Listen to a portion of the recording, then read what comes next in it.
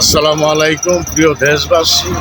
জামাত তারা এখন নির্বাচনের জন্য পাগল হয়ে লেগেছে।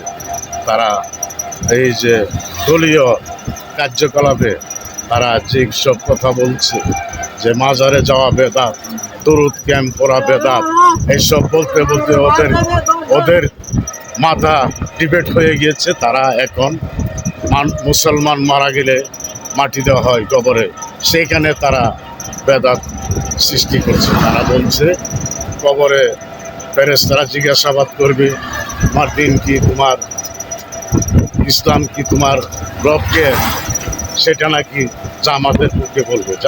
তুমি কোন দল করো, দলীয় কথা বলে এই কবরে জিজ্ঞাসা করবে ফেরেশতারা। এই নাফরমানের দল কি শুরু করেছে বুঝি না। ওদের গতি কি, তারা কি এই দেশের মধ্যে আবুল আলামুদ্দিন দিন কায়েম করতে চায় নাকি? এই নবীজির দিন ওদের ভাল লাগে না। পাঞ্জাতনের কথা ওরা শুনলে ওদের আসমান ভেঙে মাথায় করে।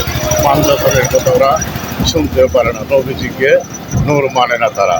তারা বলে নবীজি আপনি আমার মতো মানুষ, সবাই মাটির তৈরি। আরে না, বরমানের দল যে সময় নবীজিকে সৃষ্টি করেছেন আল্লাহ নিজের নূর দিয়ে, তখন কিছুই ছিল না আসমান জমি, 18,000 মাখলুকাত কিছুই ছিল না। তখন পাঞ্জাতনকে সৃষ্টি করেছে, শুধু নবীজিকে না। তো এই পাঞ্জাতনের বিরুদ্ধে তোমরা কথা বলো, আর এখন রাজনীতির স্বার্থে কবরে গিয়া ঢুকছো। কবরে জিজ্ঞাসাবাদ করবে জামাতি দল করছো নাকি? আরে না, ফরমানের দলগত তোদেরকে দূরে মারা উচিত। তোরা কাফের হয়ে গিয়েছিস।